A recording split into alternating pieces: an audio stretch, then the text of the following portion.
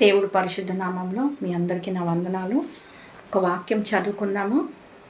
ఆదికాండము 1వ అధ్యాయము 5వ వచనము చదువుకుందాము. దేవుడు వెలుగునకు పగలనియు చీకటికి రాత్రనియు పేరు పెట్టెను. అస్తమము ఉదయమును కలుగగా ఒక దినమాయను. హల్లెలూయా.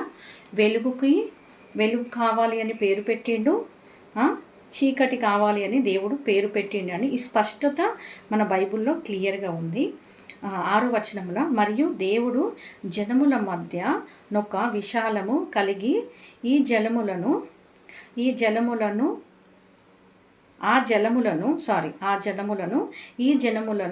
వేరుపరచును కాగా అని పలికెను. దేవుడు ఆ విషయము చేసి విశాలము క్రింద జలములను, విశాలము మీద జలములను వేరుపరపగా ఆ ప్రకారం ఆయను. దేవుడు ఆ విశాలమునకు ఆకాశమని పేరు పెట్టెను. అస్తమమును ఉదయము కలగగా 2వ దినమాయను. ఆకాశముకి పేరు పెట్టింది ఎవరు? యేసయ్య. హల్లెలూయా.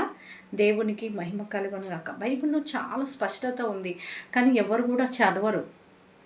యేసుప్రభు దేవుడు భూమి ఆకాశం సృష్టించింది యేసయ్యని, సర్వ సృష్టికి పునాది వేసింది ఆయనని అంటే ఎవ్వరు కూడా నమ్మరు. ఎందుకంటే గత ఇదివరకు పితరుల నుంచి, విగ్రహార్థం నుంచి మేము అందులోనే ఉన్నాం కాబట్టి మేము అందులోనే ఉంటాము, మేము ఈయనని ఎందుకు నమ్ముకోవాలి, మాకు మస్తు మంది దేవుళ్ళు ఉన్నారు, కోట దేవుళ్ళు ఉన్నారు, మేమెందుకు నమ్ముకుంటాము, యేసుప్రభు ఒక్కటే దేవుడు, ఆయన మేకుల మీద పడి ఉన్న దేవుడు అని అనుకుంటారు.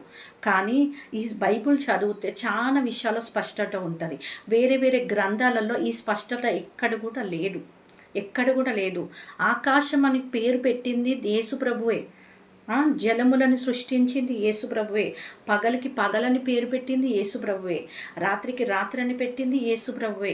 ప్రతిదీ ఒక్క ఆదికాండం ఒక అధ్యాయం చూస్తే, ఆదికాండంలో ఒక్క రెఫరెన్స్లు మీరు చూస్తేనే అర్థమైపోతుంది క్లియర్గా. కానీ చదవరు ఇది ఎవ్వరు కూడా. మేము నమ్మం అంటారు. కానీ యేసయ్యలో ఒక బ్యూటీ ఉంది. అదేంటో తెలుసా? ఒంగని మోకాల్ని ఒంగదిస్తాడు ఆయన. హల్లెలూయా. మా ఆయన అట్లనే అంటుండే, నేను రాను అంటుండే. కానీ ఖచ్చితంగా యేసుప్రభు దగ్గరికి వచ్చేలాగా చేసిండు. ఎంతమంది ఇంకా మీరు మీ కుటుంబంలో రక్షణలోకి రాలేదు, మీ భర్తలకు ఇబ్బంది ఉంది, మీ భర్తలు యేసుప్రభు దగ్గరకు వస్తలేని బాధపడుతున్నారు బిడ్డ, మీకు శుభవార్త.